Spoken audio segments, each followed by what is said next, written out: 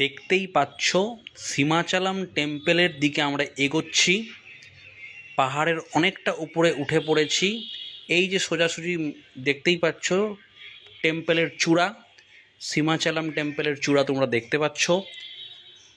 প্রচুর দর্শনার্থী তাদের প্রাইভেট কারে করে, বাইকে করে প্রচুর দর্শনার্থী সেই দিন এসেছিল। দারুণ একটা জায়গা, পিসফুল একটা জায়গা। আমরা অনেকটা সময় ছিলাম, প্রায় 2-3 ঘন্টা সেখানে সময় কাটিয়েছিলাম। সাউথ ইন্ডিয়ান কালচারটা আমার দারুণ লাগে, তাই আমি বারবার সাউথ ইন্ডিয়া ছুটে যাই। তিরুপতি বালাজির মতোই অনেকটা, সেটাও যেমন পাহাড়ে, এটাও সেই রকমই পাহাড়ে অনেকটা হিলে উঠে, হিলের টপে এই Simhachalam temple must visit place. Vizag city এলে এইটা অবশ্যই আসবে, মনে শান্তি পাবে।